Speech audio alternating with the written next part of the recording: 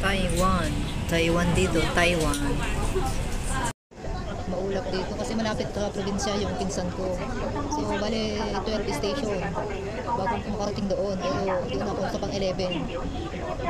Mauna muna ako dun sa sinabi niya na Fanling. Bago yung Chongchoy. Doon na lang ako magbaba sa Fanling. So, malapit na sa probinsya. Probinsya talaga doon.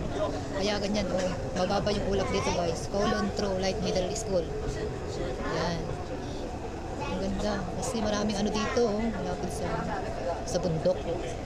Kung sa ano ko, Kowloon Tong. Iba yung sa amin, Kowloon Day. Kowloon Tong naman to.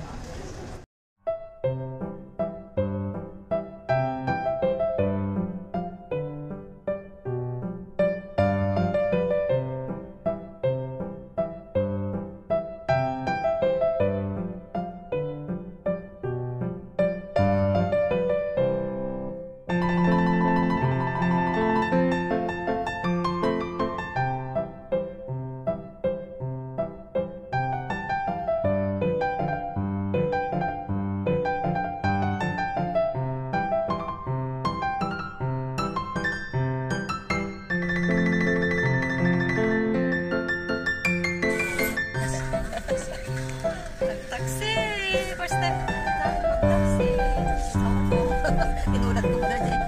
First time magpagsi dito sa dito na ako sa probinsya. Dito ya. Check. Utang check ko ya. Kita yung bata na.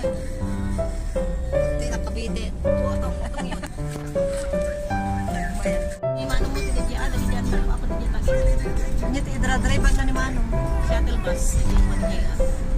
Ay, iba ni JR. Apa dagayong shuttle bus na ni JR? Sa timang yung drive. Ito yung songs na. Kanta. Music. Nalatang yung best natin siya Cavite. Agad umula nga rin siya. Ato na yung bye-bye. Ang gayong nga bye-bye. May Tagaytay.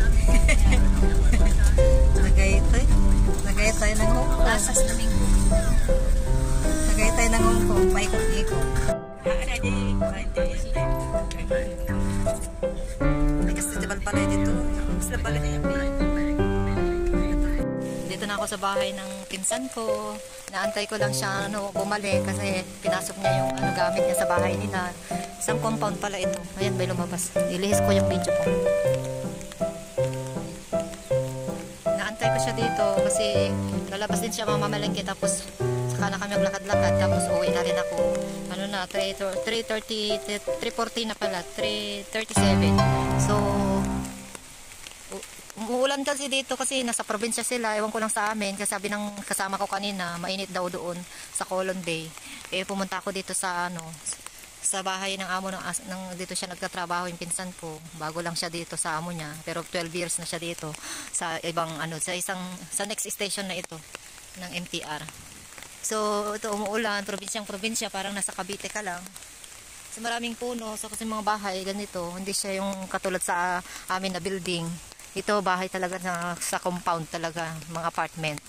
So ayan, ang ganda. Ito naman yung park nila, ang ganda rin, may upuan. Umuulan guys, ito nagpayong ako kasi walang silungan. Siyempre park to, to lang yung may upuan dito, pero ganyan ang taas. Pwede naman ako doon magsilong pag sobrang lumakas. Ay, inantay ko lang yung pinsan ko. Mamaya uwi na rin siguro pagdating ko sa bahay, ay sasakay na ako siguro mga alas 5 na. Kasi alas 3 ngayon. Lalabas kami, mamalengke daw siya. So bye-bye na guys, napuntahan ko na rin yung pinsan ko dito, no. Matagal nang hindi kami nagkita. Kasi dito lang ako, bago lang ako dito. So kinuha ko yung ID ko sa agency, tapos dumiretso na ako sa kanya. Yun, bye-bye na guys. Bye-bye na. Ayan, nagpapahin ako, probinsya dito guys. Ayan.